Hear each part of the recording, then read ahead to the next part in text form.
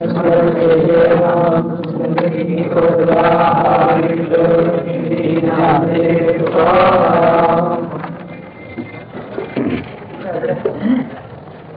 सांगतो आपल्याला नामस्मरण आणि नामसंकीर्तन यात थोडस फरक आहे.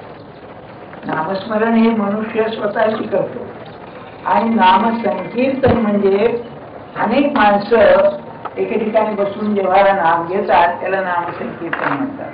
आणि दोन्हीचं महत्व फार आहे. कारण काय आहे, नामसंकीर्तनामध्ये एक सामुदायिक मन तयार होतं, ग्रुप माइंड, आणि त्यामध्ये मनुष्य रमतो जास्ती. नुसत्या नावामध्ये रंगायला खरं कठीण जातं, पण त्याच्यामध्ये रंगून जातं. त्याला जरा ताल बिल हे असतं, जरा एक त्याला लय असते, त्याच्यामध्ये जास्त रंग. एक प्रश्न आहे, त्या प्रश्नाचं उत्तर देऊन मग आपल्या विषयी मी सुरू करतो. प्रश्न असा की ज्ञानेश्वर महाराजांनी ज्ञानेश्वरी लिहिली, नाथाने भागवत लिहिली, महाराष्ट्रीय संतांच्या बद्दल बोलायचं, समर्थाने दासबोध लिहिला. हे सगळे संत तुम्ही म्हणता एकाच ठिकाणी पोचले. एकाच ठिकाणी पोचले म्हणजे अनुभव एकच आहे सगळ्यांचा. सगळ्यांचा अनुभव जर एक आहे सांगतात तरी काय, नाही का? नाही तर असं व्हायचं, रामायण ऐकून रामाची सीता कोण हा प्रश्न यायचा. तशापैकी होऊ नये तर आपल्याला 3 गोष्टी सांगतो. पहिली जर गोष्ट असेल त्यांच्या सांगण्याची, तर प्रपंच हा अपूर्ण आहे हे ते सांगतात. अपूर्ण आहे म्हणजे काय? ज्या पूर्ण सुखाकरता मी धडपडतोय ते पूर्ण सुख माझ्यामध्येच असल्यामुळे मी जे बाहेर शोधतो ती चूक आहे, हे मला लक्षात ठेवलं पाहिजे. बर, बाहेर मला पूर्ण सुख का मिळत नाही? प्रपंच अपूर्ण आहे म्हणजे का मिळत नाही? मी वस्तूपासून सुख घेणार. मला सुखाची आजची जी कल्पना आहे ती अशी की वस्तू मला मिळाली की सुख मिळेल. आपल्याला मी ती एक गोष्ट सांगितली, आठवते का? पुन्हा सांगतो आपल्याला. एक मनुष्य होता, त्याला काशीला जायचं होतं. तेव्हा तो काय करायचा? प्रत्येकाकडे जायचा आणि म्हणायचा मला काहीतरी द्या, तिकिटाला एक 25 रुपये पडतात, तर मला तुम्ही थोडेसे द्या. असं 5,000 रुपये जमवले त्याने. एका सावकाराकडे गेला. सावकार काय म्हणाला की तुझ्याजवळ किती आहे? माझ्याजवळ 10 रुपये, ते मला दे, त्यामध्ये मी 15 रुपयाची भर घालतो आणि तुला तिकीट काढून देतो. तुला काशीला जायचं आहे ना, मग तुला तिकीट काढून देतो. ते नाही म्हणाला, तुम्हाला द्यायचंय ते द्या. अशी आमची अवस्था सत्पुरुषाच्या बाबतीत. आम्हाला समजा असं कोणी म्हणाला सत्पुरुष की तुला जे समाधान पाहिजे आहे ते मी वस्तूशिवाय देतो, तर चालेल का? नाही नाही, मला वस्तू द्या, मला समाधान नका. ही दुसरी गोष्ट. पहिली गोष्ट कोणची? की प्रपंच अपूर्ण आहे. अगदी मीठ खारट आहे ना, राजाचं जरी मीठ झालं तरी खारटच असणार. गौतम बुद्धाची एक गोष्ट आहे की एका बाईचा मुलगा मेला आणि ती त्याच्याकडे आली आणि म्हणाले माझ्या मुलाला जिवंत कर. करतो म्हणाला, पण एक असं कर, तू गावामध्ये फिर आणि ज्यांच्या घरी तू जाशील तिथे असं विचार की तुमच्याकडे कोणी मेलंय का नाही. तेव्हा बहुतेक प्रत्येक घरामध्ये मृत्यू घडलेला होता, कुणीतरी मेलेलं होतं. मग विचारलं की मेलं तर पुढे काय झालं? त्याला उचलून जाळून टाकलं. म्हणजे मनुष्य मरणं हे प्रपंचाचं जसं स्वाभाविक लक्षण आहे, ते तुझ्या प्रपंचात आल्यानंतर हे मला नको असं म्हणून कसं चालेल? तसं तुम्ही गरीब होता, नोकरी आली, श्रीमंत झाला, अगदी पंतप्रधान झाला, तरी धर्म तोच. उत्तम उदाहरण सांगतो याला. मिसेस गांधी, इंदिरा गांधी. आता इतिहासात त्यांचं नाव जाणारच की नाही, नसते उपद्व्याप केले म्हणून जाणारच बरं का. अहो काय झालं, इतिहासात जाईलच की नाही नाव, काय करता? तेव्हा त्या कांचीच्या शंकराचार्यांना भेटायला गेल्या. बर, उच्च माझे मित्र तिथे होते त्यावेळेला, ते कानडी, तेव्हा म्हातारे शंकराचार्य बर का. तेव्हा इकडे तिकडे बोलून राहिल्यावरती त्यांनी विचारलं की कसं काय आहे. म्हणजे काय म्हणाल्या, म्हणजे प्रपंच कसा आहे असं विचारलं. ते असं विचारलं प्रपंच कसं आहे. कबाईने काय सांगितलं, जे सगळ्यांच्या घरी चालतं तेच माझ्या घरात चालू. पंतप्रधान म्हणजे हिंदुस्थानला हलवणारी, एका लेखणीच्या फटकाऱ्यानं होत्याचं नव्हतं करणारी शक्ती, एवढी सत्ता की नाही. म्हणजे काय, तर म्हणाले मला 2 मुलं आहेत आणि दोघांच्या बायका एकमेकात भांडतात आणि त्याचा मला त्रास होतो आहे ना. हा प्रपंच अपूर्ण आहे. आणि दुसरी गोष्ट, या प्रपंचातून सुख घेण्याची जी माझी धडपड आहे हा भ्रम आहे, ही दुसरी गोष्ट. कैसी सुखनिद्रा अंतरुणी इंगळांच्या, ज्ञानेश्वर महाराजांनी प्रश्न विचारलाय. अरे पलंगाला खाली आग लागली आहे आणि मी नाही आराम दिसतो म्हणाले. अरे डास असले तर मच्छरदाणी लावता येईल, याला अग्नीला कोणती दान लावणार तुम्ही. बघा, प्रपंच अपूर्ण आहे. दृश्यातून सुख मिळणं शक्य नाही म्हणून तो अपूर्ण आहे. आणि मला दृश्याशिवाय सुख मिळणार नाही अशी माझी खात्री आहे म्हणून भ्रम आहे. म्हणजे काय, देहातून सुख घ्यायची धडपड, त्याही पेक्षा पैसा पैसा पैसा. एवढं बाबा तुम्ही शिका, खरं शिका, त्याशिवाय परमार्थ साधणार नाही. पैसा प्रपंचाला अवश्य आहे, पण सध्याचं काळ म्हणजे काय, पैशामुळे माणूस वेडा होतो. त्याला इतके म्हणतात मला मिळत नाही, झालं समाधान गेलं की मग जप करतो, तप करतोय, यात्रेला जातोय आणि ही वृत्ती. बरं हरकत नाही, एवढं करून काही मिळतंय का. बरं लढाई करण्याची ताकद नाही का, उलट सुलट करून पैसा मिळवायचा, ती खरी शक्तीच आहे. ती शक्ती नाही. मग आज कमी नाहीये ना, आहे त्या परीचं समाधान का ठेवू नये, नाहीतरी नाहीला त्यांना राहावंच लागतं ना. मग का, ही दुसरी गोष्ट. तिसरी गोष्ट जी असेल ती अशी आहे की मग याच्यातून मार्ग आहे का नाही, हा प्रश्न आला. माणूस असा नेहमी दुःखी राहणार का. त्याचं असं आहे, प्रपंचाची रचना तुम्ही घ्या, समजून घ्या. प्रपंच म्हणजे काय, 5 जणांचं मिळून तो प्रपंच होय ना. 5 माणसं कशी, नवरा बायको. आता सध्या 4च माणसांचा आहे, हम दो हमारे दो, पण आपण 5 घेऊ बरं का, एक चुकून झालेलं असं म्हणून 5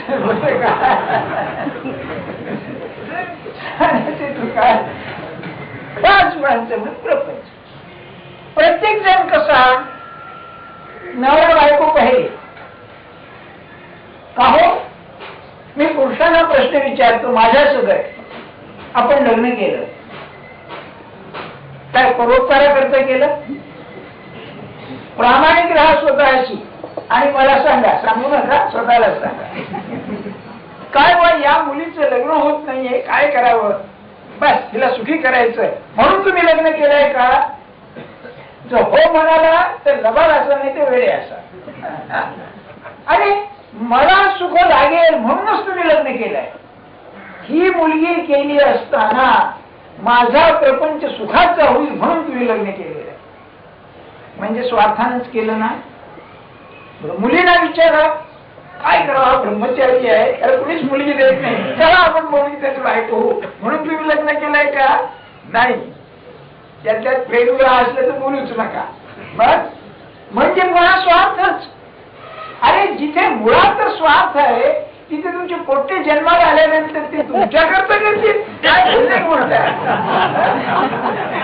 अशक्य गोष्ट आहे. तुम्ही संतांना काय समजता, संतांना सम्यक जीवनाचं ज्ञान असतं. अगदी मनुष्य स्वभाव काय आहे तुम्हाला काय कळेल असं त्यांना कळलेलं असतो. मग गुरु नानकचे जगतमो स्वार्थ का व्यवहार असं त्यांचं एक फळ आहे, स्पष्ट मांडलेलं आहे. जिथे तिथे स्वार्थ आहे.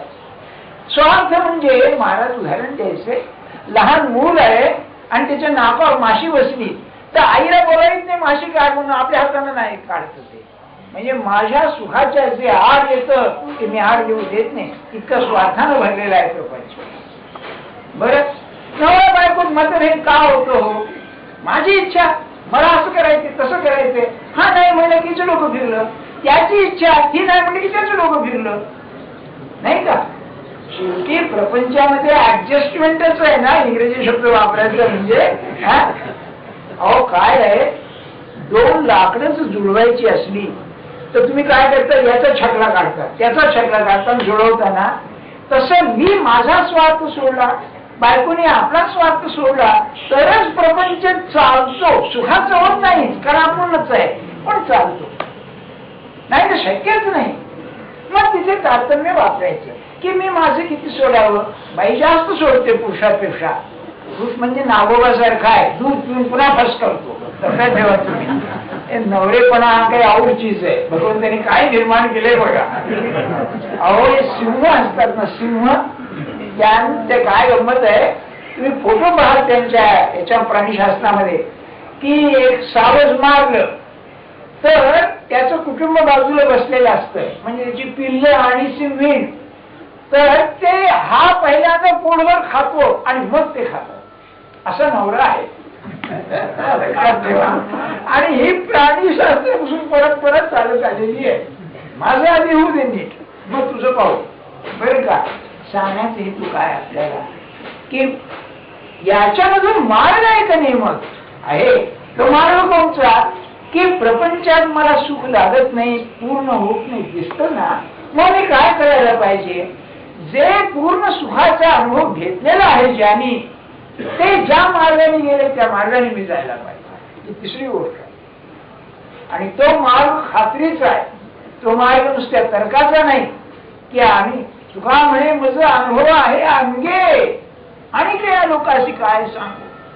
भोटवीन लाड ब्रह्मज्ञाने हाती, अरे देहू गावचा वाणी काय बोलतोय कल्पना करा. म्हणजे अनुभवानं सांगताय की अरे हा माझा अनुभव आहे की तुम्ही भगवंताला घट्ट धरा, तुम्हाला या अपूर्ण प्रपंचामध्ये पूर्ण सुख मिळाल्याशिवाय राहणार नाही. आणि ज्ञानेश्वरीची 3 किले दगड आहे, कॉर्नर स्टोन्स ज्याला म्हणतात, हे 3 आहेत, लक्षात ठेवा. प्रपंच हा अपूर्ण आहे, दृश्यामधून सुख मिळणार नाही आणि भगवंताशिवाय सुख तुम्हाला पदरात पडणार नाही, भगवंताने सुद्धा करेल. मग याला काय करायला पाहिजे. व्यवहारानं शक्य तितका संघर्ष येऊ देऊ नये. नवरा बायको काय, मुलं बाप काय, मुली काय, संघर्ष येऊ देऊ नये. नाही तुमच्या मनात जाऊ दे, आग्रह धरू नका. आपण एवढं माझं खरं आहे का, हा मला हे पाहिजे पण आग्रह नाही. झालं ठीक, न झालं ठीक. आपण काय करतो, ती इच्छा तृप्त झाल्याशिवाय मला नाही झालंच पाहिजे, ते म्हणत नाही, ते नाही. याला उपाय असेल तर त्याच्यावरती सोपवावं. बरोबर, जो आपण ज्याला मानतो सद्गुरू किंवा आपला परमात्मा, प्रपंच त्याच्यावर सोपवावा की तुझ्या इच्छेनं होऊ दे. काय मला वाटतंय असं व्हावं, पण नाही, मी आग्रह धरणार नाही, तर सुख लागेल, नाही तर नाही. ते त्या प्रश्नाचं उत्तर आहे. आता आजचा शेवटचा तामसी धृती हा विषय आहे. सत्वगुणाची सांगितली, रजोगुणाची सांगितली, आता सत्वगुणाची. तो श्लोक बघा आधी आपण. यया स्वप्नम भयम शोकम विषादम मदमेव च न विमुंचति दुर्मेधा धृतिसा पार्थ तामसी. निद्रा, स्वप्न म्हणजे निद्रा असा अर्थ इथे. भय, शोक, विषाद आणि मद हे 5 त्याने लक्षणं सांगितली. कशाची. हा दुर्मेध हा जो आहे तो ती सोडित नाही, ती न सोडण्याची जी धृती आहे ती तामसी धृती, असा श्लोकाचा अर्थ आहे. असं आहे.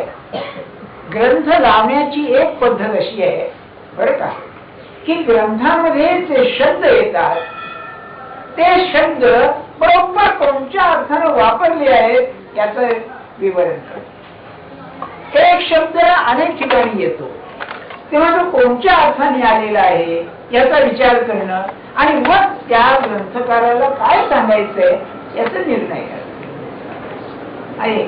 याचं प्रसिद्ध उदाहरण तुम्हाला काही जरूर नाही, त्याची सांगून ठेवतो. प्लेटोचे जे डायलॉग्स आहेत, संवाद आहेत, ते मूळ ग्रीक भाषेमध्ये आहेत. मग त्याचं इंग्रजीमध्ये भाषांतर झालेलं आहे. सर्व भाषा, जगातल्या भाषेत, मराठीत सुद्धा वामन मल्हार जोशीने सॉक्रेटिसाचे संवाद म्हणून भाषांतर केलेलं आहे. ते दुसरं मिळतही नसेल आता काय. सांगण्यात येतो काय, तर इंग्लिश मध्ये 5-6 भाषांतर आहेत. अरे एक मूळ त्याची 5-6 भाषांतर काय, तर त्यामध्ये एक रशियन लेखक आहे, त्यांनी ही पद्धत पहिल्यांदा लावली आणि त्याचं भाषांतर सगळ्यात अप्रतिम आहे. बरं का, ते काय आहे, तो म्हणायचा हा शब्द प्लेटोने अमुक ठिकाणी वापरलाय या संवादात, हा आणखी किती ठिकाणी वापरलाय, मग तो कोणत्या अर्थाने वापरलाय, मग तू काय नाम आहे का क्रियापद आहे काय काय असं सगळं. बरं का, अशी जर आपण पद्धत इथे लावायची म्हटली तर दुर्मेध या शब्दाचा अर्थ काय. दुर्मेधा हे भाषांतर काय, गीतेचं लिहितात नुसते आपल्या हातात येणारे दुष्ट बुद्धी नाही. मेधा या शब्दाचा हा विलक्षण अर्थ आहे. मेधा आणि मेधस असे 2 शब्द संस्कृतात आहे. याचा मूळ धातू एकच आहे. मेधा त्या श्रावणीमध्ये मई मेधा मई प्रजाम दे म्हणतात ना, मला दे, मला मेधा दे. अरे मेधा दे म्हणजे काय, ऐकण्यासारखं आहे. मेधा ही शक्ती आहे. गीतेमध्ये 10व्या अध्यायामध्ये ज्या स्त्री शक्ती म्हणून सांगितल्या आहे त्यामध्ये मेधा शक्ती सांगितली आहे. कीर्तिश्री वाक्य नारीणाम स्मृती मेधा धृती क्षमा. धृती सुद्धा शक्ती म्हणून सांगितलेली आहे. मेधा आपल्या 18व्या अध्यायामध्ये 12व्या श्लोकामध्ये सर्वसंग परित्याग मेधावी छिन्न संशया, मेधावी शब्द वापरलेला आहे. मेधा म्हणजे काय, मेधा म्हणजे बुद्धी. पण मेधा आणि मेधस मी आता सांगितलं. मेधस म्हणजे यज्ञ. आपल्याला माहिती आहे नरमेध असा शब्द वापरतात. पशुमेध, अश्वमेध हा यज्ञ आहे. म्हणजे घोड्या करता जो आपण त्याग करता, यज्ञ करता किंवा बलिदान करता त्याला अश्वमेध म्हणायचं. नरमेध म्हणजे रणांगणावरती त्या देवीला तुम्ही मुंडकी जी वाहता त्याला नरमेध असं म्हणतात. बर, मेधस म्हणजे यज्ञ. यज्ञाचा हेतू काय, यज्ञाचा हेतू यज्ञ देवता जी आहे त्या देवतेला प्रसन्न करून ती शक्ती स्वाधीन करून घेणं हा यज्ञाचा हेतू आहे. यज्ञ म्हणजे कोणची देवता असेल त्या देवतेला प्रसन्न, काय तुमचं ते बलिदान करून काही द्या, मग तीळ तांदूळ डाळ तूप घाला, काही घाला. म्हणजे अतींद्रिय जे जगत आहे, देवतांचं अतींद्रिय जे जगत आहे त्या जगताशी संबंध असणारी जी बुद्धीचा गुण त्याला मेधस.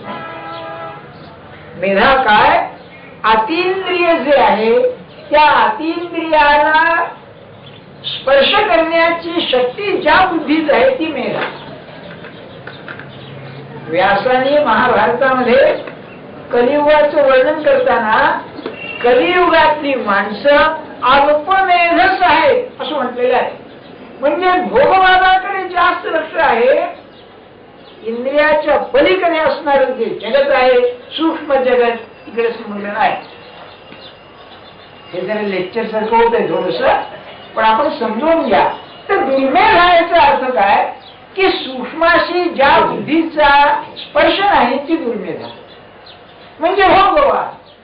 मग तामसी धृती म्हणजे इंद्रियाने जे भोग मला मिळणार त्या भोगाविषयी चिकाटी न राहणं याचं नाव तामसी धृती आहे. देखो भाई मी आहे. मग त्याची लक्षणं सांगितली काय, त्याची लक्षणंही सांगितली त्यांनी. पहिल्यांदा निद्रा, आळस निद्रा. मग भय, शोक, विषाद आणि मद. काय सुंदर आहे गीतेचा श्लोक सांगतो आपल्याला. स्वप्न घ्या, निद्रा. निद्रा माणसाला अतिशय आवश्यक आहे. कारण निद्रेने माणसाला विश्रांती मिळते. श्रम आणि विश्राम यांचं तोड समतोल राहणं हे जीवन आहे. ज्याला श्रमच नाही त्याला विश्राम कसला हो, नाही का? किंबहुना तुम्ही जर विश्राम न घेताना श्रम केले तर तुम्हाला त्रास होईल. आणि सध्याचा काळ तसाच आहे. याला टेन्शन म्हणतात, सांगून ठेवतो. निजला तरी टेन्शन. आश्चर्य वाटेल आपल्याला,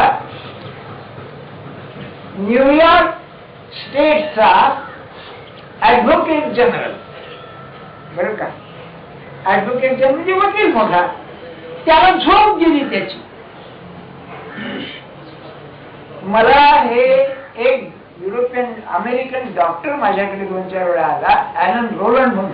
त्यांनी मला गोष्ट सांगितली, कारण त्याला मी ओंकाराचा जप करायला सांगितलं होता आणि लसायला त्याला ओंकाराचं तेज दिसायला लागलं बघा. सायकियाट्रिस्ट त्यांनी ही गोष्ट मला सांगितली, नामाचं महत्व सांगण्याकरता. तेव्हा त्याची झोप गेली. दवाखान्यात नेलं, तिकडं काय हो, आम्ही एवढा मोठा मनुष्य दवाखान्यात नेलं, सगळ्या इन्व्हेस्टिगेशन झाल्या. तुम्हाला माहिती आहे रात्रीच्या चक्रात अडकला म्हणजे काय अवस्था होते, बरं का? ते मला सगळं झालं तपासून, काही पत्ता लागे ना. तेव्हा एक म्हातारा डॉक्टर होता, तो जुन्या पद्धतीचा, त्याचा काही ह्या याच्यावर विश्वास नाही, नवीन पद्धतीवर. तो काय म्हणाला, तुला म्हणाला झोप यायला कंटाळा आला पाहिजे. मोनोटोनी हा शब्द वापरला, कंटाळा आला पाहिजे. कंटाळा कसं यायचा? त्यानंतर काय सांगितलं, काही नाही, रोज रात्री हातरूणावर पडल्यावर तू 1 1 1 1 1 म्हणून जा. 1 म्हणजे 1, 1 1 सारखं म्हणत जा. आणि आश्चर्याची गोष्ट, पहिल्याच दिवशी त्याला अर्धा तास झाल्यानंतर झोप लागली. मग नाम घ्या, झोपेची गोळी घेण्यापेक्षा, कॉम्पोज घेण्यापेक्षा जर नाम घ्या म्हटलं तर साधू सुद्धा वेडे ठरतील का? पण डॉक्टरने सांगू नये, पैसा देईल किंवा कोण येतोय मग त्याच्याकडे. काय चमत्कार आहे. मोनोटोनीचा अर्थ माहिती, टोन म्हणजे आवाज, मोनो मीन्स 1, तर मोनोटोन म्हणजे तेच तेच तेच तेच. किंबहुना मी असं म्हणेन, असं जर पुष्कळ प्रयत्न केला सध्याच्या लोकांनी तर डॉक्टरचं जाणं अर्ध कमी होईल, डॉक्टरकडे जाणं, नाही का? झोपल्यावर काय आहे हे चांगलं आहे, पण जरूर नसताना जेव्हा झोप येते तेव्हा ते दुर्मेधाचं लक्षण आहे. तेव्हा मग निरूपणात आली तरी तेच बरं का, नाही का? मग आता बघा, तुम्ही एक मानवी इतिहास बघा की माणसाच्या जीवनामध्ये किंवा राष्ट्राच्या जीवनामध्ये अनेक दुर्गुणांनी नुकसान झालेलं. त्यामध्ये आळस हा राजा आहे सगळ्यांचा. तुम्ही लढाईच्या पोस्ट वॉर वर्ल्ड बघा ना, वेस्ट जर्मनीकडे बघा, जपानकडे बघा, जपानची काय अवस्था होती तुम्ही वाचा, ते म्हणजे कल्पना येईल. बरं, एक ग्रंथ आहे गोखल्यांचा, युद्ध नेतृत्व म्हणून, त्यामध्ये त्यांनी जपानची अवस्था वर्णन केली. नकार्थांनी जेव्हा त्या ऍडमिरल टोजोला सांगितलं सही कर म्हणून, त्यावेळेचा काय जपानची अवस्था होती. म्हणजे आर्थिक दृष्ट्या जपान अत्यंत खाली गेलेला होता. पण आज जपानची काय अवस्था तुम्ही पाहताना अमेरिकेला आव्हान देतोय जपान. का? आळस नाही, श्रम श्रम. तेव्हा मेधास म्हणजे सत्वगुणाच्या धृतीचं लक्षण असेल, बरोबर श्रम करणं, तर बरोबर त्याच्या उलट आसन हातपात आणून देणं हे असं का? याला धृती का नाही? झाला प्रश्न, याला धृती का म्हटलेलं आहे? आता धृती ही शक्ती आहे, आपण मागच्या वेळेला पाहिलं, सामर्थ्य आहे. एखाद्या गोष्टीबद्दल चिकाटी ठेवणं सामर्थ्य आहे.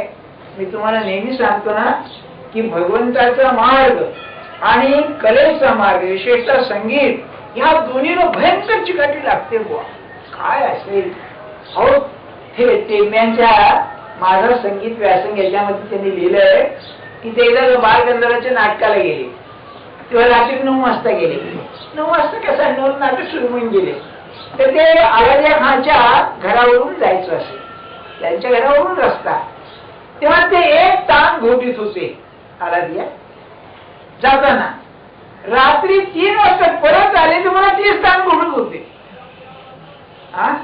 आणि मला ते शंकरराव देशपांडे सांगितलं की खानसाहेब अब्दुल करीम खान म्हणायचे त्यांनी 6 महिने यमन राग शिकवला बरं का. हे काय फिर से गाव ते हे गावामध्ये का म्हणतात अजून सोड लागत नाही, त्यांच्या मनात यायचं यांचा लावतो आमचा लागत नाही काय असं म्हणाले. कळत नाही ना बरं का, आता कळत म्हणाल. बर तेव्हा ते काय म्हणायचे की एक ताण 1000 वेळा घोटली म्हणजे कल्पना येते नुसती, ताण येत नाही कल्पना येते नुसती. 13 कोटी जप करा म्हणतात, या काही चुकलं का त्यांचं मला सांगा. काय तुम्ही की नाही नावडतीचं मीठ आणि असं म्हणू नका, संत नावडते आहेत तुमचे नाही का. अरे खरंच आहे ते.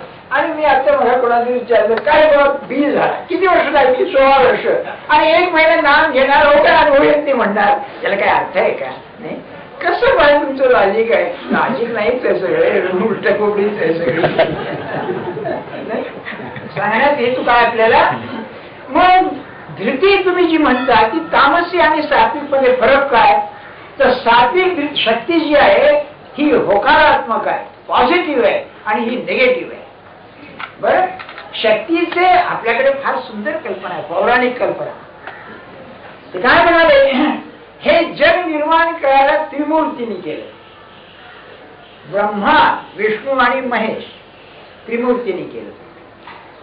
याचा अर्थ काय की शक्ती जी आहे ती निर्माण करते, ट्रिमेंडसली क्रिएटिव्ह. राधाकृष्णचं वाक्य नाही काय तुम्ही पहा. मी नेहमी असं विचार करतो, पावसाळ्या दिवसामध्ये पाऊस पडल्यावर ही झाडं उगवतात, त्याच्यामध्ये किडे निर्माण होतात, मच्छर वगैरे किती निर्माण होण्याची काही गणना आहे का. काय ती शक्ती असेल, दरवर्षी आपलं निर्मिती चालली आहे आणि पुन्हा नाहीसे होतात. ते शक्ती क्षीण होत नाही, शक्ती पुन्हा ताजीच नाही का. समर्थांची उभी फारच छान आहे या बाबतीमध्ये. अनंत ब्रह्मांडे घडी, अनंत ब्रह्मांडे घडी, लीला विनोदेची मोडी, आपण आदिपुरुषी दडी मारून निराळे. शोधायला गेलं तर काय बेपत्ता होते. ज्ञानेश्वर महाराजांनी म्हटलंय ना, एक परमात्मा स्वरूपच शिव आणि शक्ती म्हणून येतो. आणि एकरूप कशी दिसायला 2 आहे, पण आहे एक. प्रेमाचं जे अद्वैत आहे ते असं आहे, नवरा बायकोचं जो मत एक असेल आणि ते आयडियल कुटुंब. खरं तुमची इच्छा नाही ना, नाही तर नाही असं, म्हणजे नाराजीने नाही, खऱ्या अर्थात नाही तुमची. हे एक शिकण्यासारखं आहे. मी अगदी अनुभवाने सांगतोय की आपली इच्छा मारायला दुसऱ्याची इच्छा प्रमाण मानल्याशिवाय होणारच नाही. आणि परमार्थाला ते अतिशय भाग्याच असतं, ते नाही समाधानच त्याचं. तुझ्या मनात नाही ना, तुझा हेतू जोपर्यंत वाईट नाही तोपर्यंत तुझ्या इच्छेनं चालण्यात गैर काय. एक बाई आहे, नवरा बायको, मुलबाळ नाही, आणि श्रीमंत आहे, चांगले आहे. त्यांच्या बायकोने विचारलं, महाराज मला म्हणजे प्रपंच तर पास नाही. तर म्हणाले मी काय साधन करू. तर म्हणाले काही करू नका, नवऱ्याचा शब्द म्हणजे वेगळं वाक्य माना. त्या मागून म्हणाल्या तेच कधी नाही म्हणाल्या, कारण त्याला सरळ कळत नाही हे कळत नाही ना. म्हणजे उदाहरणार्थ समजा गोवाने आली आणि तुम्ही भांड घेतली, बायको नवरा मध्ये पडला, तुम्ही बसा म्हणजे त्याला कळत नाही हे धरूनच चालणार नाही, मग त्याचं ऐकणार कसं नाही का. मजा आहे, प्रपंच कसं गमतीच आहे. सांगण्याचा हेतू काय आपल्याला, त्या बाईने असं सांगा, माझी इच्छा नाही, तुमची इच्छा नाही, नाही तर नाही. अरे मन शांत झालंच पाहिजे जोपर्यंत त्याचा हेतू सद्गुरूंचं ऐकणं. याचा अर्थच हा आहे की तुमची, पण तो काय तुम्हाला ऐकायला लावतो का, त्याचं काय आहे, तो का सांगतो. तुझं मन जिथे गुंतलेलं आहे ना ते काढण्याकरता तू ऐकण्याकरता. माझ्या मनात तो याला अंतच नाही. आणि ध्यानात ठेवा, मी अनुभवून सांगेन, म्हातारपणी जर आलेलं नसेल तर आनंद राहतो. मला असं वाटतं करा, केलं व्हावं, नाही केलं तरी व्हावं. नाही तर नाही. मग तुम्ही की नाही घरामध्ये असह्य व्हाल, इंटॉलरेबल व्हाल. हो नाही माझाच झालं पाहिजे. अरे तुला सोडून जायचं सगळं, तू आपला हक्क नाही का चालेल कसं अगदी सोड असं सांगण्याचे हेतू काय. तर ही धृती जी आहे ही धृती शक्ती रूप आहे आणि ब्रह्मदेव ही निर्मिती. पण शक्तीचं एक रूप नाही, तितकीच विध्वंसक आहे शक्ती. ती नकारात्मक आहे, निगेटिव्ह, ती आहे शंकर. आणि या दोन्हीला सांभाळणारा असेल तसे विष्णू आहे. अहो विध्वंसक शक्तीला सुद्धा सांभाळावं लागतं ना, तिला धारण करावी लागते ना, ते विष्णूचं काम आहे. कशी ती बघा, तुम्हाला सहज कळेल. ते आमच्या ओळखीचे एक खरे म्हणून डॉक्टर होते. ते बोर्जेस डॉक्टर होता ना, त्याचे वर्गमित्र. म्हणजे तो पहिला आणि हे दुसरे इतकं त्यांचं हे असेल बरं का. आणि स्नेह चांगलाच होता. तेव्हा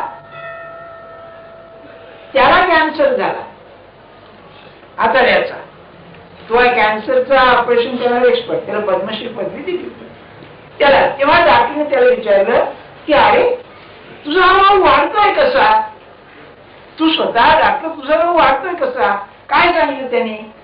तो म्हणला